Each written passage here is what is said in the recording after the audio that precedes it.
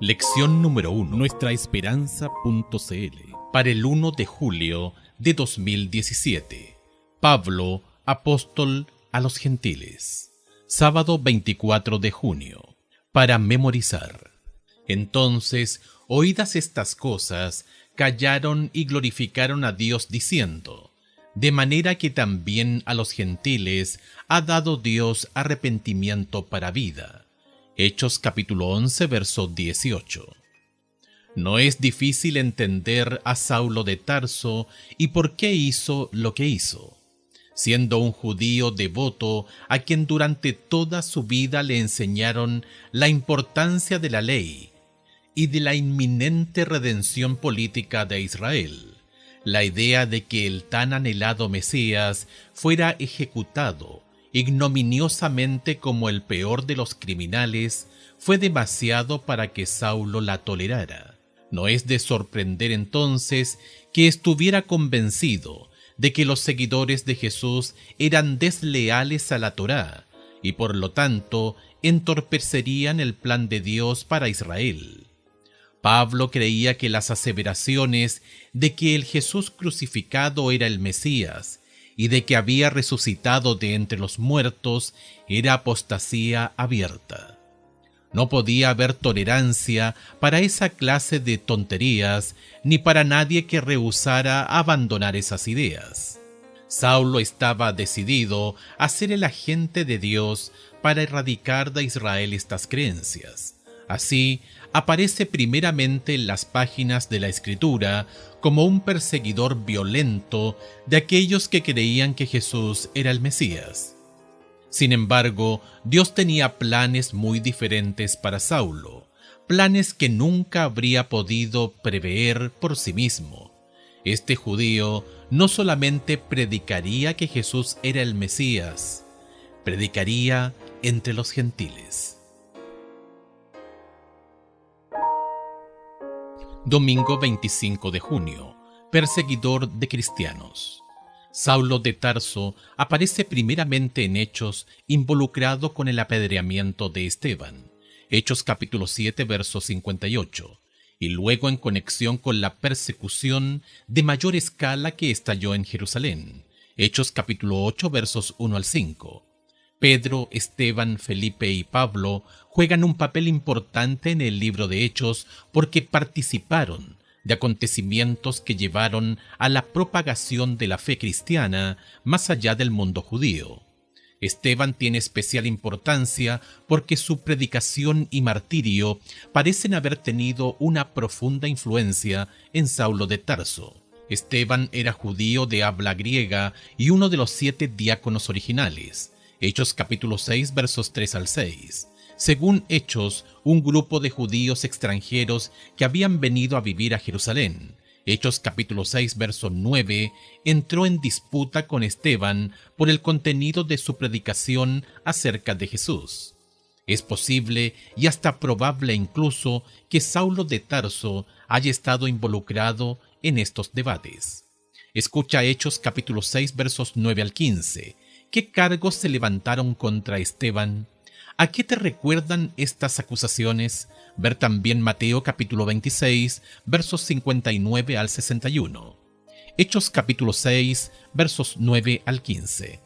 Entonces se levantaron unos de la sinagoga llamada de los libertos y de los de Cirene, de Alejandría, de Cilicia y de Asia, disputando con Esteban.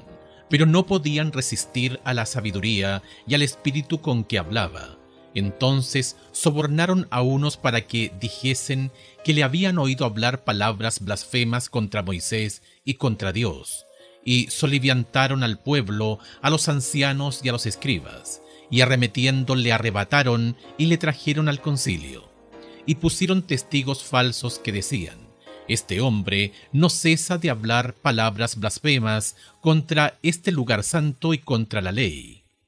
Pues le hemos oído decir de que ese Jesús de Nazaret destruirá este lugar y cambiará las costumbres que nos dio Moisés. Entonces todos los que estaban sentados en el concilio, al fijar los ojos en él, vieron su rostro como el rostro de un ángel. Mateo capítulo 26 versos 59 al 61.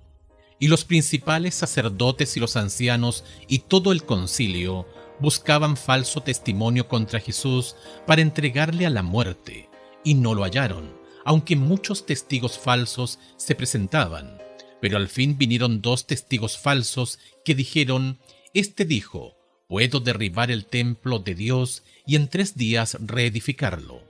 La feroz hostilidad contra la predicación de Esteban parece haber sido el resultado de 2 cosas diferentes.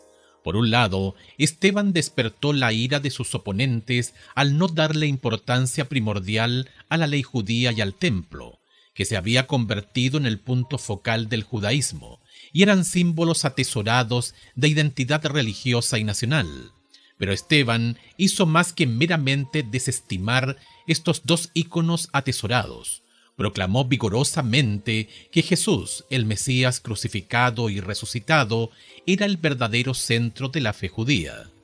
No es de extrañar entonces que haya hecho enojar a Saulo el fariseo, Filipenses capítulo 3 versos 3 al 6, cuyo celo contra los primeros cristianos indica que probablemente pertenecía a una facción estricta y militante de los fariseos, llena de un fervor revolucionario. Saulo vio que las grandes promesas proféticas del reino de Dios aún no se habían cumplido. Daniel capítulo 2, Zacarías capítulo 8 verso 23, Isaías capítulo 40 verso 55, y posiblemente creía que era su deber ayudar a Dios a apresurar ese día, limpiando a Israel de la corrupción religiosa, incluyendo la idea de que este Jesús era el Mesías. Convencido de estar en lo cierto, Saulo estaba dispuesto a condenar a muerte a quienes consideraba equivocados. Aunque necesitamos celo y fervor por lo que creemos, ¿cómo aprendemos a moderar nuestro celo al percatarnos de que, a veces, podemos estar equivocados? Lunes 26 de junio. La conversión de Saulo. Él dijo: ¿Quién eres, Señor? Y le dijo: Yo soy Jesús, a quien tú persigues.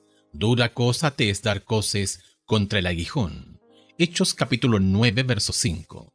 Aunque la persecución de Pablo a la iglesia temprana comienza más bien con discreción, ya que solo sostiene los mantos de los ejecutores de Esteban, rápidamente se intensifica.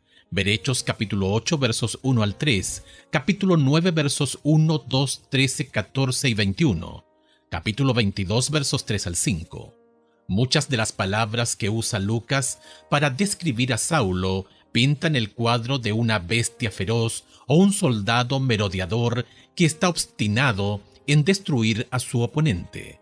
En la traducción griega del Antiguo Testamento, Salmos 80:13, se utiliza la palabra traducida como asolar. En Hechos capítulo 8 verso 3, por ejemplo, para describir comportamiento descontrolado y destructivo de un puerco montés.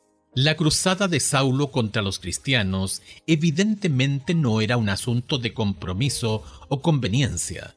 Era un plan deliberado y sostenido para exterminar la fe cristiana. Escucha las 3 descripciones de la conversión de Saulo. Hechos capítulo 9 versos 1 al 18, capítulo 22 versos 6 al 21, capítulo 26 versos 12 al 19. ¿Qué papel jugó la gracia de Dios en esta experiencia? En otras palabras, ¿cuánto merecía Saulo la bondad que el Señor mostró hacia él? Hechos capítulo 9 versos 1 al 18. Saulo, respirando aún amenazas y muerte contra los discípulos del Señor, vino al sumo sacerdote y le pidió cartas para las sinagogas de Damasco, a fin de que si hallase algunos hombres o mujeres de este camino, los trajese presos a Jerusalén. Mas yendo por el camino, aconteció que al llegar cerca de Damasco, repentinamente le rodeó un resplandor de luz del cielo, y cayendo en tierra, oyó una voz que le decía: Saulo, Saulo, ¿por qué me persigues? Él dijo: ¿Quién eres, Señor? Y le dijo: Yo soy Jesús, a quien tú persigues. Dura cosa te es dar coces contra el aguijón. Él, temblando y temeroso, dijo: Señor, ¿qué quieres que yo haga? Y el Señor le dijo: levántate y entra en la ciudad, y se te dirá lo que debes hacer. Y los hombres que iban con Saulo se pararon atónitos, oyendo a la verdad la voz, mas sin ver a nadie. Entonces Saulo se levantó de tierra, y abriendo los ojos no veía a nadie. Así que llevándole por la mano, le metieron en Damasco, donde estuvo 3 días sin ver, y no comió ni bebió. Había entonces en Damasco un discípulo llamado Ananías, a quien el Señor dijo en visión: Ananías. Y él respondió: heme aquí, Señor. Y el Señor le dijo: levántate y ve a la calle que se llama Derecha, y busca en casa de Judea a uno llamado Saulo, de Tarso, porque aquí él ora, y ha visto en visión a un varón llamado Ananías, que entra y le pone las manos encima para que recobre la vista. Entonces Ananías respondió: Señor, he oído de muchos acerca de este hombre, cuántos males ha hecho a tus santos en Jerusalén, y aún aquí tiene autoridad de los principales sacerdotes para prender a todos los que invocan tu nombre. El Señor le dijo: ve, porque instrumento escogido me es este, para llevar mi nombre en presencia de los gentiles y de reyes y de los hijos de Israel, porque yo le mostraré cuánto le es necesario padecer por mi nombre. Fue entonces Ananías y entró en la casa, y poniendo sobre él las manos dijo: Hermano Saulo, el Señor Jesús, que se te apareció en el camino por donde venías, me ha enviado para que recibas la vista y seas lleno del Espíritu Santo. Y al momento le cayeron de los ojos como escamas, y recibió al instante la vista, y levantándose fue bautizado. Hechos capítulo 22 versos 6 al 21. Pero aconteció que yendo yo, al llegar cerca de Damasco, como a mediodía, de repente me rodeó mucha luz del cielo. Y caí al suelo, y oí una voz que me decía: Saulo, Saulo, ¿por qué me persigues? Yo entonces respondí: ¿Quién eres, Señor? Y me dijo: Yo soy Jesús de Nazaret, a quien tú persigues. Y los que estaban conmigo vieron a la verdad la luz y se espantaron, pero no entendieron la voz del que hablaba conmigo. Y dije: ¿Qué haré, Señor? Y el Señor me dijo: levántate y ve a Damasco, y allí se te dirá todo lo que está ordenado que hagas. Y como yo no veía causa de la gloria de la luz, llevado de la mano por los que estaban conmigo, llegué a Damasco. Entonces uno llamado Ananías, varón piadoso según la ley, que tenía buen testimonio de todos los judíos que allí moraban, vino a mí, y acercándose me dijo: Hermano Saulo, recibe la vista. Y yo en aquella misma hora recobré la vista y lo miré. Y él dijo: el Dios de nuestros padres te ha escogido para que conozcas su voluntad y veas al justo, y oigas la voz de su boca, porque serás testigo suyo a todos los hombres de lo que has visto y oído. Ahora pues, ¿por qué te detienes? Levántate y bautízate, y lava tus pecados invocando su nombre. Y me aconteció, vuelto a Jerusalén, que orando en el templo me sobrevino un éxtasis, y le vi que me decía: date prisa y sal prontamente de Jerusalén, porque no recibirán tu testimonio acerca de mí. Yo dije: Señor, ellos saben que yo encarcelaba y azotaba en todas las sinagogas a los que creían en ti, y cuando se derramaba la sangre de Esteban, tu testigo, yo mismo también estaba presente y consentía en su muerte, y guardaba las ropas de los que le mataban. Pero me dijo: ve, porque yo te enviaré lejos a los gentiles. Hechos capítulo 26 versos 12 al 19. Ocupado en esto, iba yo a Damasco con poderes y en comisión de los principales sacerdotes, cuando a mediodía, oh rey, yendo por el camino, vi una luz del cielo que sobrepasaba el resplandor del sol, la cual me rodeó a mí y a los que iban conmigo. Y habiendo caído todos nosotros en tierra, oí una voz que me hablaba y decía en lengua hebrea: Saulo, Saulo, ¿por qué me persigues? Dura cosa te es dar coces contra el aguijón. Yo entonces dije: ¿Quién eres, Señor? Y el Señor dijo: Yo soy Jesús, a quien tú persigues. Pero levántate y ponte sobre tus pies, porque para esto te he aparecido a ti, para ponerte por ministro y testigo de las cosas que has visto y de aquellas en que me apareceré a ti, librándote de tu pueblo y de los gentiles a quienes ahora te envío, para que abras sus ojos y para que se conviertan de las tinieblas a la luz y de la potestad de Satanás a Dios, para que reciban por la fe que es en mí perdón de pecados y herencia entre los santificados. Por lo cual, oh rey Agripa, no fui rebelde a la visión celestial. La conversión de Pablo, desde una perspectiva humana, debió haber parecido imposible. De ahí el escepticismo que muchos expresaron al enterarse. Lo único que merecía Saulo era ser castigado, pero en vez de eso, Dios extendió su gracia a este judío ferviente. Sin embargo, es importante notar que la conversión de Saulo no sucedió en un vacío, ni tampoco fue forzada. Saulo no era ateo, era religioso, aunque muy equivocado en su comprensión de Dios. Las palabras de Jesús a Pablo, comillas, dura cosa te es dar coces contra el aguijón, cierre de comillas, Hechos capítulo 26, verso 14, indican que el Espíritu había estado convenciendo a Saulo. En el mundo antiguo, un aguijón era un palo puntiagudo o picana que se usaba para espolear a los bueyes cuando se resistían a arar. Saulo había resistido los espoleos de Dios por un tiempo, pero finalmente, de camino a Damasco, mediante un encuentro milagroso con el Jesús resucitado, Saulo decidió no luchar más. Piensa en tu propia experiencia de tu conversión. Quizá no fue tan dramática como la de Pablo. La mayoría no lo es, pero ¿hay alguna similitud en la manera en que recibiste la gracia de Dios? Porque es importante no olvidar nunca lo que hemos recibido en Cristo. Martes 27 de junio. Saulo en Damasco. A raíz de su encuentro con Jesús, Saulo quedó ciego y se le instruyó ir al hogar de un hombre llamado Judas y que allí esperara a otro hombre, Ananías.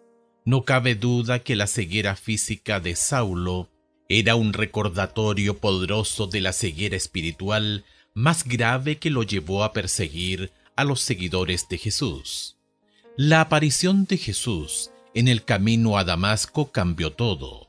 Donde Saulo había pensado que estaba en lo cierto, había estado sumamente equivocado. En vez de trabajar para Dios, había estado obrando en contra de Dios. Saulo entró a Damasco como un hombre diferente del fariseo orgulloso y celoso que había salido de Jerusalén.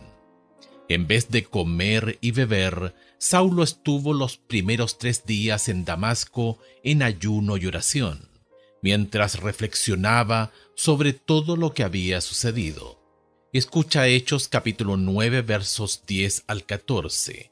Imagina lo que debió haber pasado por la mente de Ananías.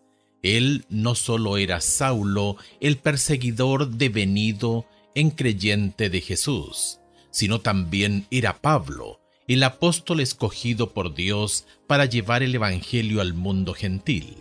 Ver Hechos capítulo 26, versos 16 al 18. Con razón, Ananías estaba un poco confundido. Si unos 3 años después la iglesia de Jerusalén fue reacia para recibir a Pablo después de su conversión, Hechos capítulo 9 versos 26 al 30, podemos imaginarnos las preguntas y las preocupaciones que llenaron el corazón de los creyentes de Damasco a tan solo unos pocos días después de ese acontecimiento. Notemos también que Ananías recibió una visión del Señor, informándole de las nuevas, sorprendentes e inesperadas sobre Saulo de Tarso. Cualquier otra cosa menor que una visión posiblemente no lo habría convencido de lo que oía acerca de Saulo era verdad. que el enemigo de los creyentes judíos se había convertido ahora en uno de ellos. Saulo se había ido de Jerusalén con la autoridad y la comisión de los principales sacerdotes para erradicar la fe cristiana. Hechos capítulo 26, verso 12. Sin embargo, Dios tenía una comisión muy diferente para Saulo, que descansaba sobre una autoridad muchísimo mayor.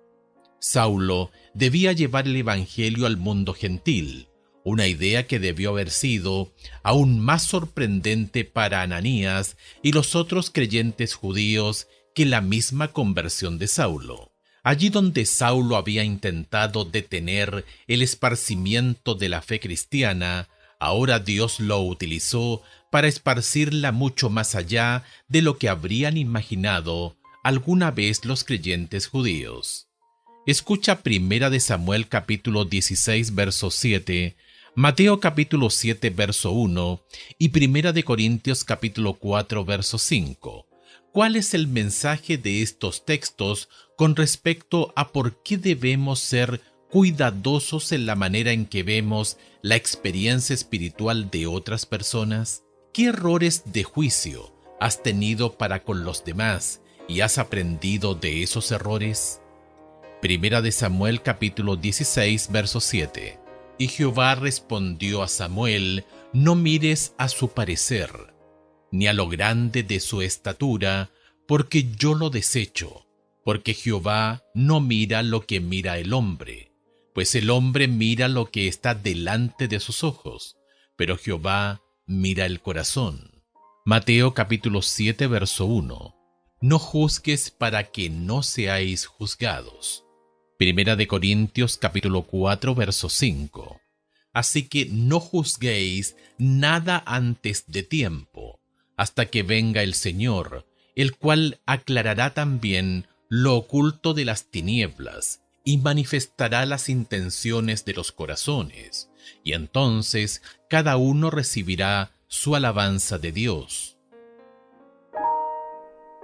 Miércoles 28 de junio. El Evangelio llega a los gentiles. ¿Dónde se estableció la primera iglesia gentil? ¿Qué eventos hicieron que los creyentes fueran allí? Hechos capítulo 11 versos 19, 21 y 26.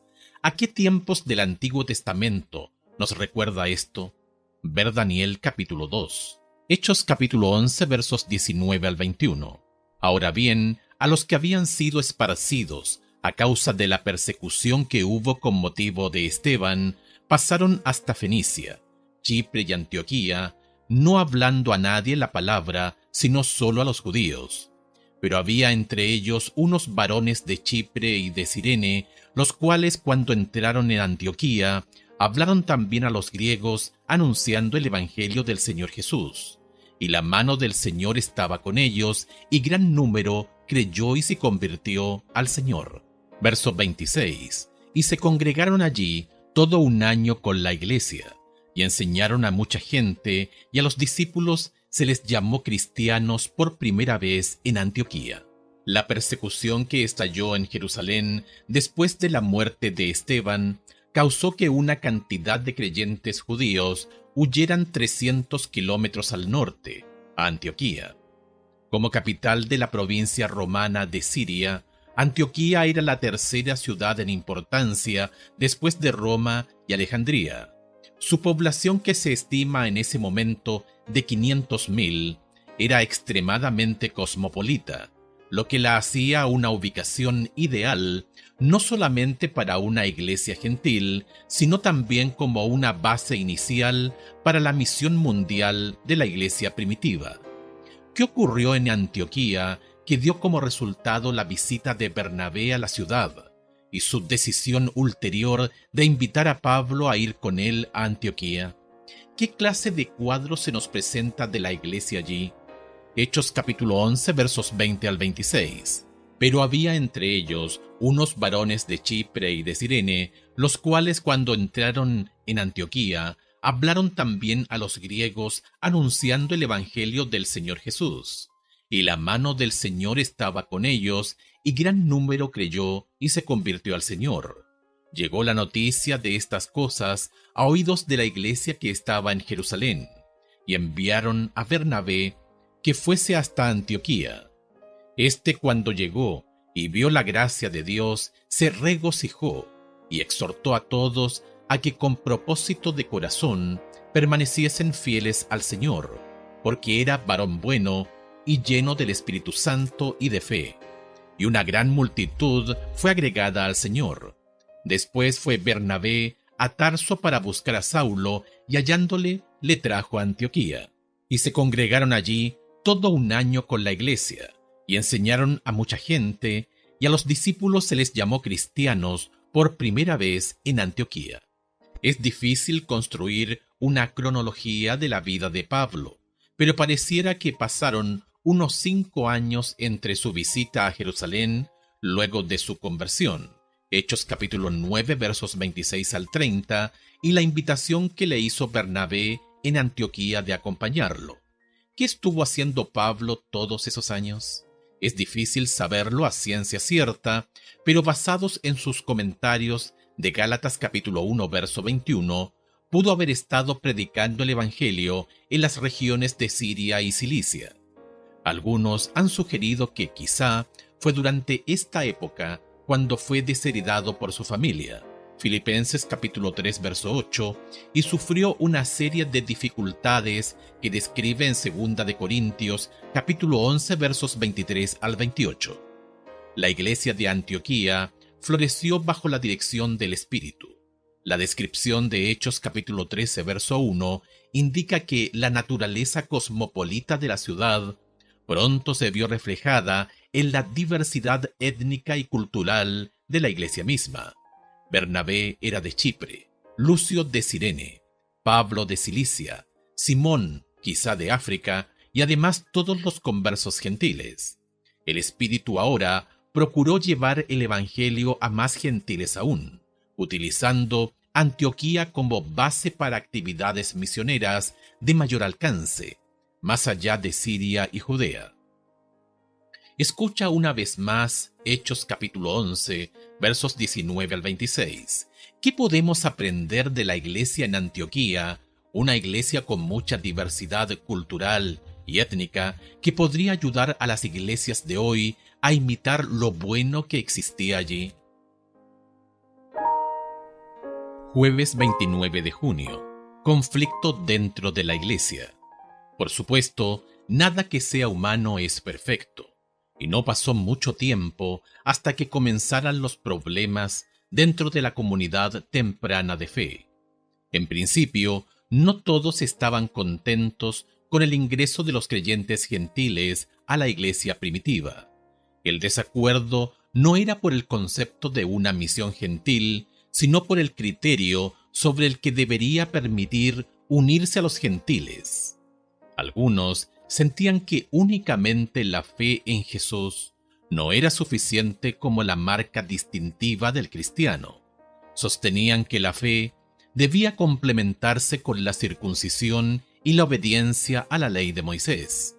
Afirmaban que, para ser verdaderos cristianos, los gentiles debían circuncidarse. Podemos ver esto en Hechos capítulo 10, verso 1 al capítulo 11, verso 18. La magnitud de la división entre judíos y gentiles en la experiencia de Pedro con Cornelio y la reacción posterior. Las visitas oficiales provenientes de Jerusalén que monitoreaban la obra de Felipe entre los samaritanos, Hechos capítulo 8, verso 14, y la obra con los gentiles en Antioquía, Hechos capítulo 11, verso 22, pueden sugerir cierta preocupación por la inclusión de no judíos en la comunidad cristiana.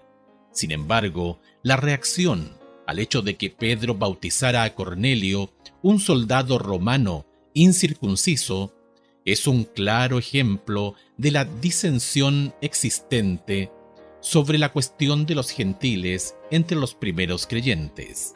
La inclusión esporádica de un gentil como Cornelio pudo haber hecho sentir incómodo a más de uno, pero los esfuerzos intencionales de Pablo de abrir ampliamente las puertas de la iglesia para los gentiles, solamente sobre la base de la fe en Jesús, resultó en intentos deliberados por parte de algunos para socavar el ministerio de Pablo. ¿De qué manera ciertos creyentes de Judea intentaron contrarrestar la obra de Pablo entre los cristianos gentiles de Antioquía? Hechos capítulo 15 versos 1 al 5.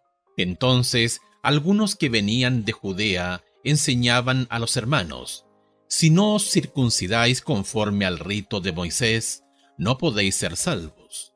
Como Pablo y Bernabé tuviesen una discusión y contienda no pequeña con ellos, se dispuso que subiesen Pablo y Bernabé a Jerusalén y algunos otros de ellos, a los apóstoles y a los ancianos, para tratar esta cuestión. Ellos, pues, habiendo sido encaminados por la iglesia, pasaron por Fenicia y Samaria, contando la conversión de los gentiles, y causaban gran gozo a todos los hermanos. Y llegados a Jerusalén, fueron recibidos por la iglesia y los apóstoles y los ancianos, y refirieron todas las cosas que Dios había hecho con ellos.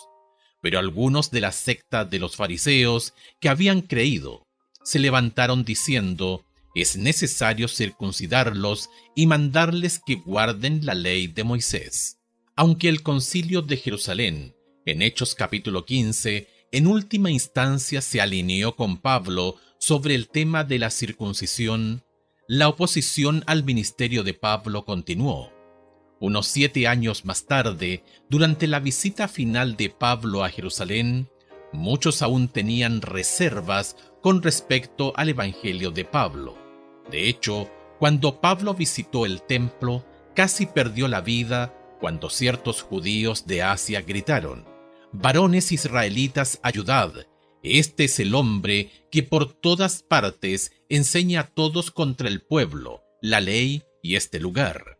Hechos capítulo 21, verso 28, ver también capítulo 21, versos 20 y 21. Ponte en el lugar de estos creyentes judíos que estaban preocupados por las enseñanzas de Pablo. ¿Por qué tiene cierto sentido su preocupación y oposición? ¿Qué podemos aprender de esto sobre la forma en que nuestras ideas preconcebidas culturales e incluso religiosas pueden descarriarnos? ¿Cómo podemos aprender a protegernos de cometer la misma clase de errores, más allá de cuán bien intencionados seamos? Viernes 30 de junio, para estudiar y meditar sobre la relación entre la conversión personal y la Iglesia. Lee Elena de White en Testimonios para la Iglesia, comillas, Independencia Individual, cierre de comillas, en el tomo 3, páginas 473 a la 477, para un mapa muy útil de la vida temprana de Pablo y comentarios sobre su conversión. Ver el Comentario Bíblico Adventista, tomo 6, páginas 226 a la 233. Comillas, Pablo había sido conocido anteriormente como un celoso defensor de la religión judía y un incansable perseguidor de los seguidores de Jesús. Era valeroso, independiente, perseverante, y sus talentos y su preparación lo capacitaban para prestar casi cualquier servicio. Razonaba con extraordinaria claridad y mediante su aplastador sarcasmo podía colocar a un oponente en situación nada envidiable.